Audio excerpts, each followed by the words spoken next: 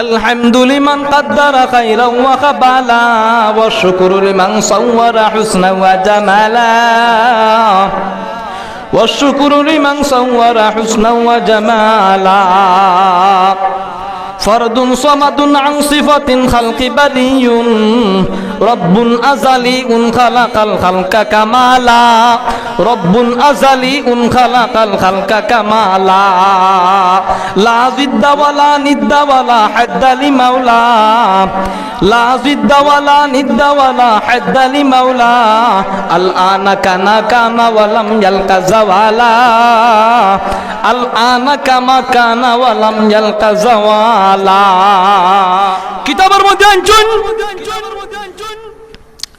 ইতা মাহফিলের জান্নাতি মাহফিলর ফজিলত আছে। কিভাবে ফজিলত? আপনি আমি তা সম্পর্কে মাহফিলের ফজিলত সম্পর্কে আপনি আমি জানি না। বিদায় জান্নাতি বাগানের মধ্যে আপনার আমার ভাগ্য জুটে না।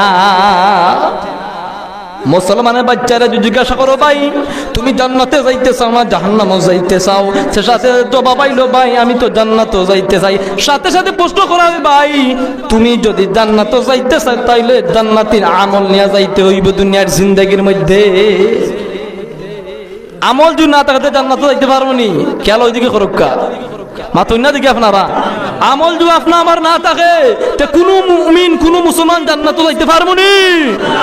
অর্থ নাই আল্লাহর বান্দা আমল দিয়ে কিছু বলতেই দেখা যায়, আবার আমলের খাতিরে পারতাই না। প্রশ্ন করো এখানে আল্লাহ যদি দয়া এবং মায়া আপনারে আমারে না করে তাইলে কোন মুসলমানের বাচ্চা জান্নাতের মধ্যে যাইতে পারতো না। কথা ঠিক না? ঠিক। আল্লাহ যদি দয়া এবং মায়া না করেন তো কোন মুমিন কোন মুসলমান জান্নাতে যাইতে পারতো না। যাই হোক ইতা মাহফিলের খুব ফজিলত আছে। কিতাবের মধ্যে একটা ঘটনা যে বুড়া মানুষ আপনার মধ্যে চাচা দিলেন একজন বুড়া মানুষ মাহফিলের মধ্যে যায় দিগারাল মসজিদের মধ্যে ওয়াজ হয়েছে দূর থাকি 2-3 কিলো জায়গা আইয়া ওয়াজ শুনছে, হুজুরে ওয়াজ করছে 1.5 ঘন্টা 1 ঘন্টা বয়ান করছেন আর বয়ান থেকে ছোট্ট একটা মাসালা লইয়া গেছে। ছোট্ট একটা মাসালা কি হুজুরে ওয়াজ করছেন, ওয়াজের মধ্যে একটা ছোট্ট মাসালা কইছেন খয়লা আর হাড্ডি দিয়া ইস্তেঞ্জা করলে ইস্তেঞ্জা হইতো না। খেয়াল করবো ভাই, ছোট্ট একটা মাসালা। আল্লাহর বান্দা দূর থেকে 2 কিলো 3 কিলো জায়গা আইছে ওয়াজ শুনতে দিগারাইল মসজিদের মধ্যে ওয়াজ শোনার লাগে মানুষ আইছে।